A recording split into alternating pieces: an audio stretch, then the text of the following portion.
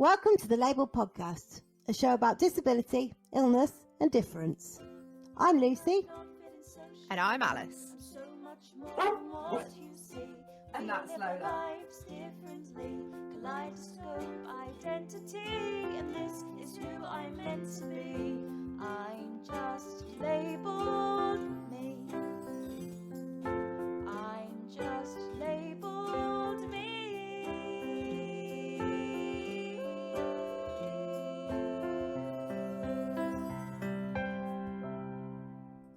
Don't forget, in this episode, I might swear, Lucy might cry, and you can check out details of the trigger warnings on our website. Hello everybody and welcome to another episode of your favourite disability podcast, the lABLEd podcast. Today we are doing the first fABLEd of our latest season. Lucy is going to be taking the reins this week, which I'm quite grateful of because I've got a bit of a sore throat. So for once I won't be doing loads of talking. Lucy's been planning and talking about this episode for absolutely ages. So I'm quite excited to see and have some of the conversations that she's been alluding to and teasing me with for ages. So Lucy, take it away. We are pushing the boundaries of what a podcast is. Now, I will say this might be a bit more convoluted because this is a fABLEd episode. So we do usually cover films, books, TV shows, that kind of thing. But I do want to try and expand our discussion points to art as well, and I've been thinking of ways to do this in an easy format, considering we are not a video podcast. And the reason why we are not a video podcast is because me and Alice and I can't be bothered to put our faces on for television. This could be quite different and a bit more convoluted, so please bear with us. We're trying our best. But we are going to cover today LS Lowry's The Cripples. Now, I don't know if you've heard of this artwork, Alice. This image. I was to say, the only thing I know about it is that it's a painting. It is a painting, yes. Good luck, everybody. Strap yourselves in. It's literally the extent of my knowledge. Okay, all right, well, it's fine. And also, I am expecting a little bit. Now, I do think, Alice, since knowing you, I have become better at describing images and objects to somebody with a visual impairment. I do feel like that is a skill I have got better in. Considering you've never seen this painting before, God knows what you think this is going to look like, but we'll give it a go. I feel like it's sort of it works quite well that like you have to describe stuff for me because obviously this is an audio podcast, so people can't see what we're looking at. No, but exactly. You know, obviously, I guess if you have sight and you want to go and look at this painting, you can just Google it and that's fine. And you were telling me about a Google Art thing that allows you to like zoom into art and things like that.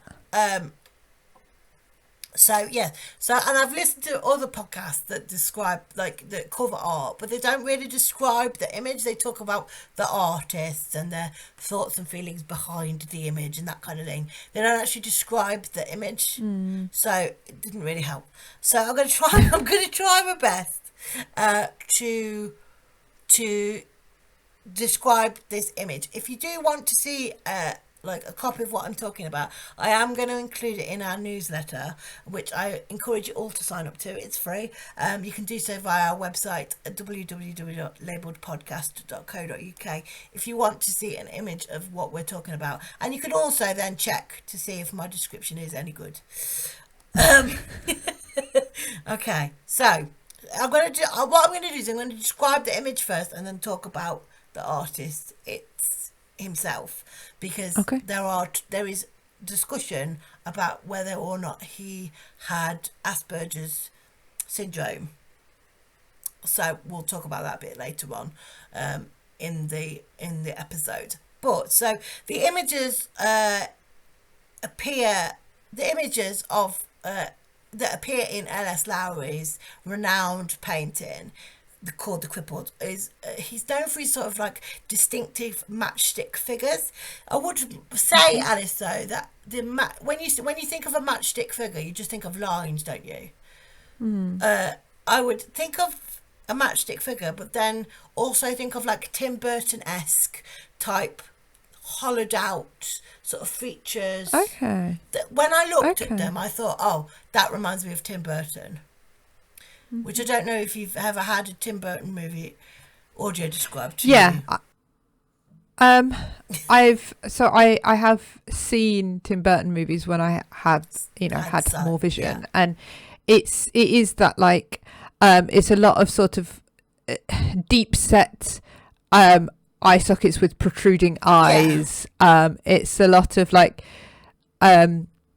high foreheads and sort of spindly extremities, long fingers. Yeah, it's very kind of like... Sort of quite often heads are bigger, like sort of disproportionately bigger than bodies. Oh, yeah.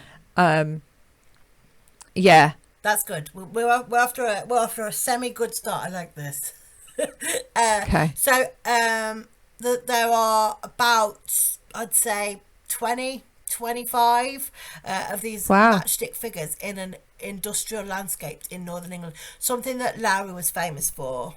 The painting depicts a busy urban scene with numerous people. Oh no, I've put in my notes 30 to 35, so there's 10 more than I originally said. So busy urban scene, 30 to 40 human figures depicted in the painting, gathered in what looks like a small town square or open area. The background shows industrial buildings, possibly factories with chimneys in rows, terraced houses. When was it painted? Now you're asking. I might have to Google that. Oh no. I'm just trying to So get sort like, of like the sort of... mid-20th century. Okay, so I was just trying to sort of, when you say industrial, like whether it's Victorian industrial or whether it's like later. It's like northern England, so like as like mining sort of miners and factory workers and stuff, but later, not Victorian era, later sort of mid 20s. Okay. Where did I get to? Because I went through my notes to try and find the number. Like post-war. Okay. Yeah, post-war. No, that's helpful. Northern England, so 30 to 35 human figures depicted in a painting, gathering what looks like a tower or open area. The background shows industrial buildings, possibly factories, mid 20th century. So I had put the date in. A church spire and a tower is visible among the buildings, so it's basically like a town-like skyline. In the foreground, there are many stylized human figures rendered in Lowry's characteristic simplified manner, thin and elongated shape with minimal details. The adults the figures include adults and children engaged in various activities, walking around, conversing and going about their daily lives. Some appear to be wearing coats, hats for the cooler weather.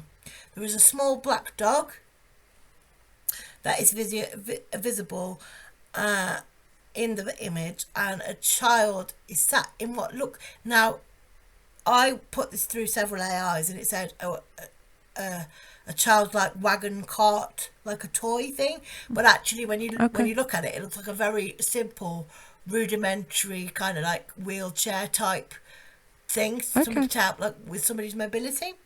But I could be wrong. But if you bear in mind that the name of the painting is called the Cripples, kind of gives you that vibe, doesn't it? Mm-hmm. The overall impression of this painting is of everyday life in an industrial working class community, capturing both the busyness of human activity and the stark urban environment of what they live in. This is characteristic of Lowry's paintings. He painted a lot of industrial towns during English towns during the industrial era. So it's kind of like a milky white background, and the tones within the painting are quite muted. There's not like bright colours that draw your eye in necessarily. But for me, I just couldn't stop looking at this painting. And when I spoke to you I went to Manchester for a weekend, and I actually texted you while I was there because I said, I can't stop looking at this painting. And when I came back and I spoke to you about it again, Alice, you said something to me that stuck with me really, that for the whole time I've been thinking about this episode, is that, is it because we don't see many people like us in artwork, like disabled people? I don't know. Other than Frida Kahlo, I don't think I've seen another painting of a disabled person, like that depicts a disabled person. And I don't know whether it just drew me in and I couldn't stop looking at it. It's which made me think, do I need to cover this on the podcast? And the answer was yes. I'm going to try. It's something that I was like, oh, and there was a sign next to the painting that I was too busy staring at. My friend actually turned to me and he said, "Have you seen what it says on the wall?" And I looked at a little like card thing next to it that usually describes the artist and stuff. But above that like card, it said, "This painting is now considered controversial because of its title." And I thought, I'm not offended by the word cripple, but I know some people are, but I'm not. It made me wonder whether that's somebody making a decision that is offensive on other people's behalves. I think it's funny. If someone else called me a cripple, I would hit the fucking roof. Yeah. I would not be here for it. But for me, I wouldn't I don't know whether I'd necessarily say cripple. I have definitely said cripple, but like me using the word, I'm more comfortable using the word myself. I don't think I would ever describe a specific individual as a cripple. No. However, I would describe my community as crips or cripples. That I'm comfortable with. But again, it's the reclamation, isn't it? And I think that it's that outsider perspective of, I can't think, it was reasonably recently, somebody was describing someone that I worked with as being crippled by pain. And I can remember even just hearing that making me a little bit uncomfortable, because it's that it's kind of setting your spidey senses off a little bit, isn't it? Like, oh, well, and it's in that sense that word can feel very it's what's the word I'm looking for? It's like degrading. It is that this person is unable to function. I mean, and because it comes from an outside source, is I think that's being defined by other people's perspectives. That is my problem with it. I think it's very interesting that you've already sort of highlighted that there's this discussion that Lowry might have been on the spectrum, because actually that really changes for me the use of that word. Like if it was an undisabled artist, that's exactly different. What I thought when I was when I was looking at the painting originally, I had no idea that there has been like conversations around speculation around whether he could be potentially have a disability himself. I didn't know any of that, but like you say, Alice, it's a bit like and also as well, I can, and I don't know whether you can, I suspect you can, I can tell when somebody uses a word and they are joking, like in jest almost, and when there is malice behind that word they are using to describe me.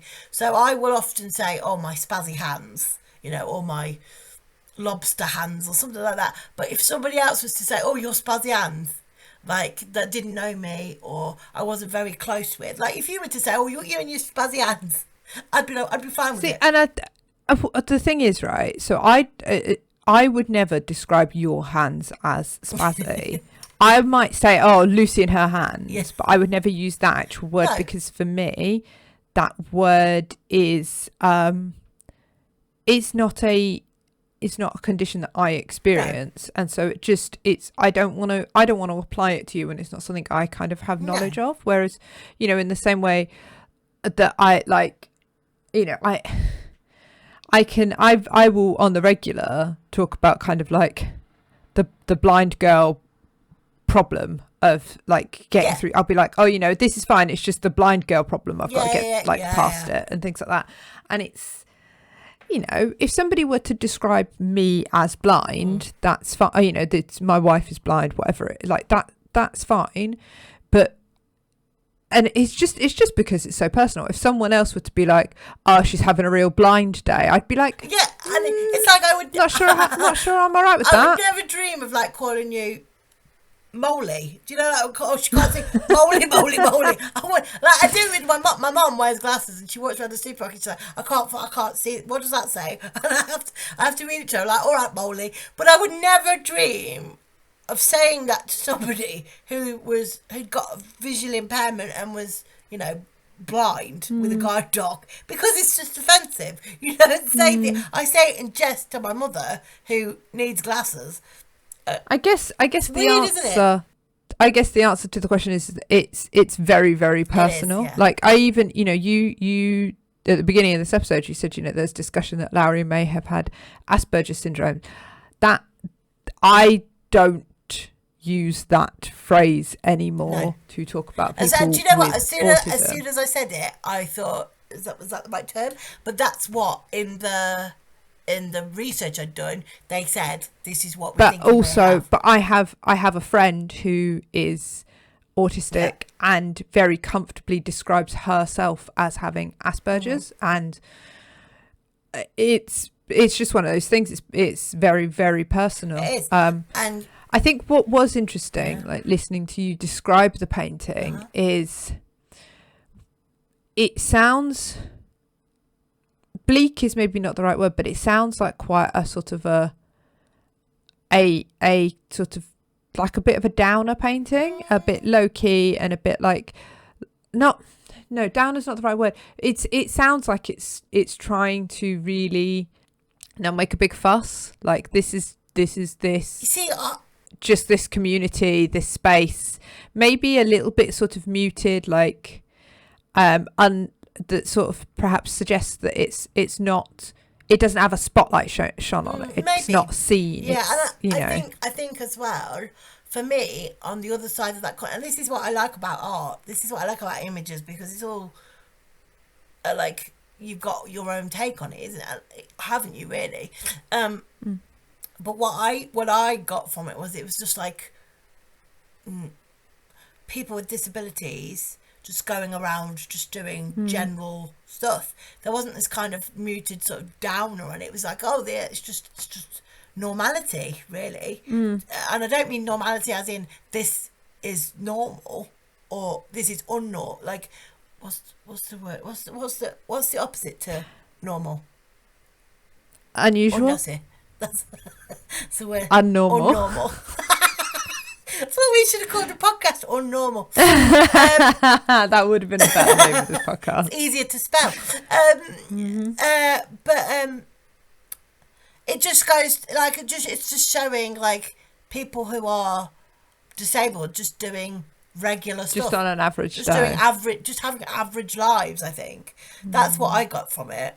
I'd love to be able to take you to the Lowry and show it you, but often it's not there because it's at some museum in like down south somewhere, or somewhere ridiculous because it's on loan. So, but I think what I would like to do one day, actually, Alice, is actually take you and have somebody at a proper museum who can describe it properly to you to show it you, so you can see it. I think maybe then you get another angle to it as well. But yeah, going back to like the painting and the fact that I think the thing I didn't like was the fact that the painting is considered controversial, and the only reason really it's considered controversial is the name of the painting. Like it shouldn't be. I don't think it should be considered to be controversial because it has disabled people in it. So when somebody initially told me this painting is considered controversial, I was like, why? Because it's got disabled people in it. I was starting to get a bit like angsty about it. Do you know what I mean? Yeah, no, I think it's that it needs the clarification that the title of the painting is considered controversial, not the content of the painting, because I think that's that's like it does imply that the painting itself is problematic. Yeah. But actually, if the painting itself is just depicting, as you said, disabled people going about their lives in a very normal or like everyday way for themselves, Yeah. then that's not controversial. No, That's exactly. just reality. That's just us living. We're not. It's not controversial. So yeah, many people consider the painting to be offensive, not because, but there are people that consider the painting not to be offensive, not because of the name Cripples, as some people, not because of the name, but because of Lowry's interest in registering human categories, such as specimens to be observed in their field. So like whether it's like, oh, look at those sort of weird people. But I, again, as a disabled person looking at it, I didn't think it was like, oh, look at these freaks. Like, it wasn't like a freak show painting. It's more just like...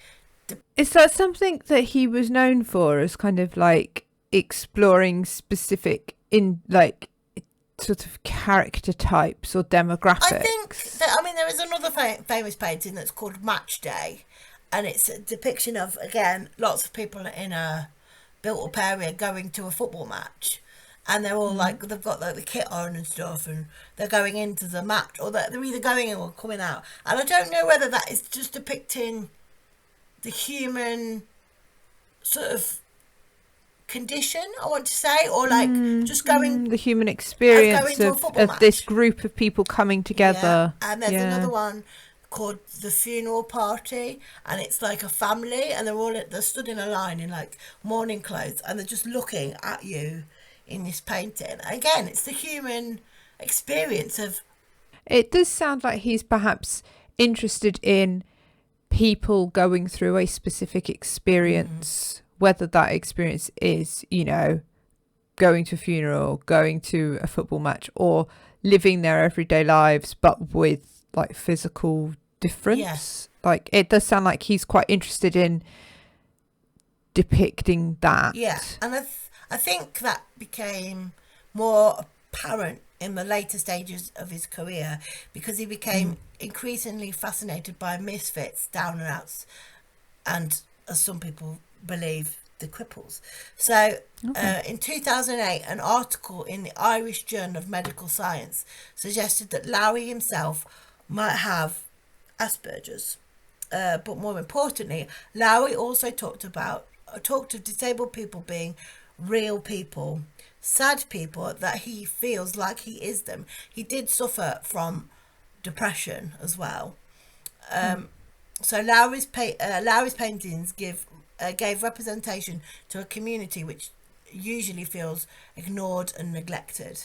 It sounds like potentially, you know, what he was painting was something that he either felt a connection to or wanted to feel a connection to. Like, you know, I've seen, like, growing up where I grew up, I used to see people often like on their way to what was Highbury Stadium and like on match day, and there is a real sense of community for, like, you know, people who weren't necessarily acquainted in any other way would be able to have, you know, long full conversations with people they'd never met before over this kind of shared joy of and following of a specific of their team.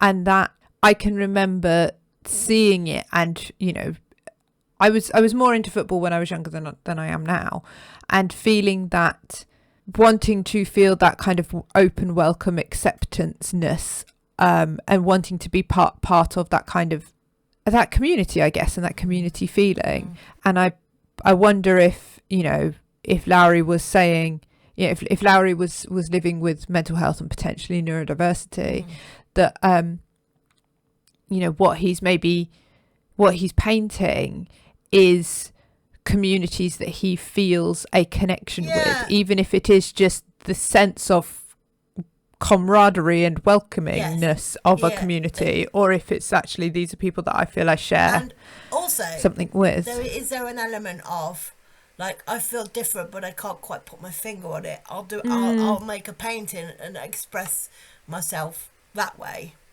that's what, when you mentioned the funeral party, like painting, that feeling, perhaps sometimes when your mental health is very poor, of that feeling of a very low depression, of kind of that vast sense of loss, even if somebody hasn't died, potentially then feeling that connection with people who have lost somebody, and that immense sadness that they're feeling.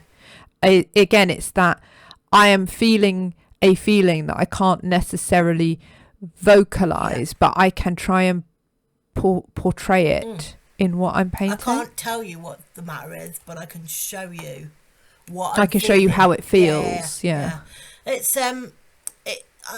this conversation has gone a lot deeper than I thought it was gonna go. But it's good that we can sort of chew the fat over it, really. Well, I think that's one of the things about art, any kind of art, but particularly visual art, and we sort of talk a little bit in the bonus episode that we've recorded to go with this, about the challenges of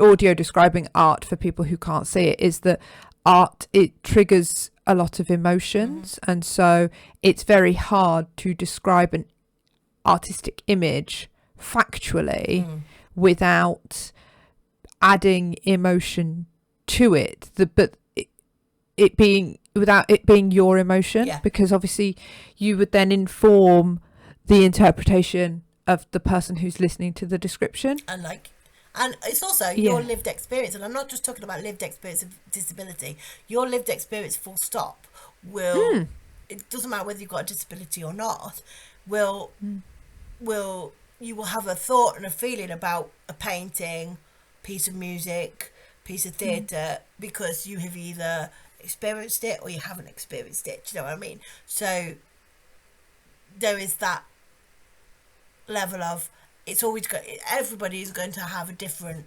perspective about these sorts of things. But I do think that maybe art is something we could look into a bit more. Oh, definitely. Pieces of art. I mean, and I will say this now, that my friend Chris, he will always take me to an art gallery. If we're out somewhere and there's an art gallery, we'll go in and have a look. And my mum is she's not the biggest fan of art. She'll walk round and there'll be a picture of like painting, like rabbits or something, and she'll go, "Oh, somebody likes rabbits." And I went to Paris with Chris on a college trip, and my mum came as my support. I think it was with a college trip, and we went to the Louvre to find the Mona Lisa, and we walked round and round trying to find the Mona Lisa because it's well hidden. I mean, quite rightly, it is quite an expensive painting. If anybody nicks it, that's it, it's gone. Do you know what I mean? They want to hide it like within the bowels of the Louvre. We found it. My mum had given up by the time we found it, and she'd gone and sat herself down on a bench waiting for me and Chris, because she's not bothered. Whereas because I have gone to more art galleries since knowing Chris, I think I wouldn't say I'm an expert, but I do appreciate art a lot more than I used to. I went to an Andy Warhol exhibition, and it's just a bit weird, really. Do you know what I mean? That Andy Warhol's life, a bit weird. There was a bit of me that was like, "You all right, mate? do you need a cup of tea and a biscuit? You all right? Like, everything all right?" But yeah, it's so I have learned to appreciate art over the years. And when I saw this painting of the Cripples, I couldn't take my eyes off it at all. I was just like, this is incredible. And then I thought, it's because, it's like you said, Alice, how many times do you see a disabled person in painting? Because if it's in the olden days where, like, royalty hid their disabled people, didn't they? So they would stand them and pose them where you couldn't see a wheelchair, or you couldn't see their withered arm or whatever. Yeah, I think what's also interesting is, like, it sounds like Lowry's style is, most of the time when I think of paintings of people, it's portraits. And portraits, personally, I think portraits are so boring. Yeah. They're so boring. Yeah. And so it sounds like his style is quite sort of, what's the word I'm looking for? Not necessarily eye-catching, but kind of by painting people in a way that sort of almost distorts the human figure, even for people who don't have physical differences. Like it sort of, you know, you're seeing people in a not kind of necessarily a natural representation of humanity, and so to then almost twist those people further into by depicting more sort of difference in that particular painting, it feels like it, you know, maybe it draws you in even more to kind of the starkness of the difference. Are there, like, in the painting, are there a lot of people who are kind of visibly physically disabled? I would say the most you probably get is like there's somebody hunched over with a curvature of the spine. There's a few walking sticks, but it's not like and apart from the little cart with the boy, it's not like a fleet of wheelchairs and people with missing limbs. No, and it's not stuff like like you that. go into Nadex and they're everywhere. Do you know what I mean? It's like it's interesting then that, you know, actually, like, he's called the painting the Cripples when it sounds like, to look at it, it's not like disabled person bingo and you're just like, there's one. Full set. Yeah. Happy families. Play the game. House. But I think as well, it was a reflection of like post-war. So like, you know, like, what are you going to do about these poor cripples, for want of a better word, who've gone to war, come back, fought for their country, come back and are disfigured and crippled. What are you going? Was it a political statement? You don't know, do you? That's another thing, isn't it? Because you know, there was outrage after like First World War. People came back and they're all like disfigured. That's where like plastic surgery was born from. That I was at the Arboretum the other day, and it was there was a memorial to the guinea pigs. And I looked at it and I said, guinea pigs? And then I realised what they mean by guinea pigs is people who were tested for, you know, prosthetics.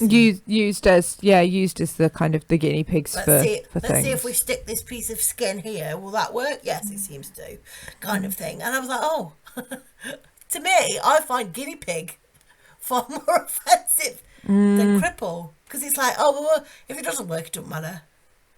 Yeah, because they're just a throwaway guinea pig. Yeah. And that was, you know, it's a thing that you would find, like, I listened to a podcast about a surgeon, I think it was the turn of the 19th century, so into the early 1800s. I think I may be getting that really wrong, who he was, for a long time, he was really heralded for making these huge advances in gynecological surgery and care. But all of his experiments were done on unconsenting black slave women. So it was not, you know, these were not women who agreed to be part of trials. These were women who were tested on and whose, like, pain was just ignored because they were, and, you know, they were not given the opportunity for pain management or anything like that, because their experience was completely invalid and their bodies were just to be tested on. And so as a human they weren't seen as human, were they? They were completely dehumanized. And I do think, you know, we did that, we have as a society done that to minorities. You know, the reason that I'm not comfortable with the word Asperger, with people describing themselves as having Asperger's, is because of what the Nazis did to disabled people and disabled children, and in their experiments. You know, that's what that comes from. I think a lot of people forget as well, you know, concentration camps, all that kind of thing. Disabled were the first people in there, really, as guinea pigs almost. Does it work? Yeah, it does. Crack on, let's get everybody else in. And that is it's awful. It's awful. And so you do start to think to yourself, if it is it was post-war when he painted these images, and he was painting pictures of quote-unquote cripples, is it a political statement?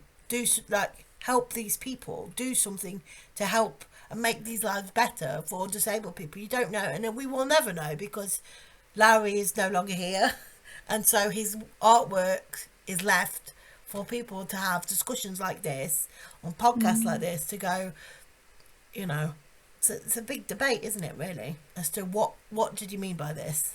I mean, it could be, you know, if Lowry was here today, we might be able to speak to him about it and go, what did you mean by this? And it'd be wholly offensive. And go, oh, okay. Yeah. But we don't know. So Yeah. we have to give him the benefit of the doubt. And as Daisy says, you know, you have to look back at these things historically. At the time, the word cripple was not what it it was means not today. cancelled the way it has been cancelled. Yeah. So we have to give him the benefit of the doubt, don't we? We can't just say, oh, this is controversial because he meant this. You can't say that because you don't know. It could be like a political statement. It could be like, oh, look at these poor disabled people. It could be, as we also said, that, you know, feeling a sense of connection. It could be, wanting to as you find say, a sense of know. belonging and going, these are my people, this is my tribe. You don't know. I'd be really interested to hear what our listeners think about this, really, and to see, you know, what everybody out there listening thinks to this sort of this painting and their opinions, because I just think it's fascinating. I just think it's fascinating how art can bring different perspectives from one painting from different people. Yeah, it is really interesting. You know, it's one of the things that you don't necessarily get with stuff like books and movies, is because there's more contextualization to it. You know, books grow and change as, you know, you move through the chapters. Films have the spoken, you know, the script and the visual, so you have multiple, whereas a painting is just a still image in itself, it captured in that moment, you know, like a photograph where you could present a photograph of somebody standing with their partner smiling and appearing very happy, but you know, as people are always saying with social media, is you don't know what that photo is not representative of reality. There's so much, you know, things are so much more complex than what is captured in that still image. And I think that's why, you're right, sort of visual art is really interesting. Yeah. So I hope I've done all right there, Alice. Describing the image, I think, to you. No, like it's been interesting. I think it's I think if you found this episode interesting, you should definitely go and listen to the bonus content for this episode, because I think we have a really interesting conversation with Anita about the challenges of audio description and making art accessible generally. I think you've done as much. You could have spent 10 minutes visually describing the painting loose, in the but top I think part of corner, there is nothing. But exactly, and I think it's that's part of the balance to make with these things is, you know, how much of the actual image do you describe, or is the joy of the piece of art come from the feelings it evokes and the thoughts and conversation, or is it about the visual? So, like, you know, my favorite painting is, I forget, is it called A Night Sky or A Starry Night? It's Van Gogh. Yeah, it's the one. I think it's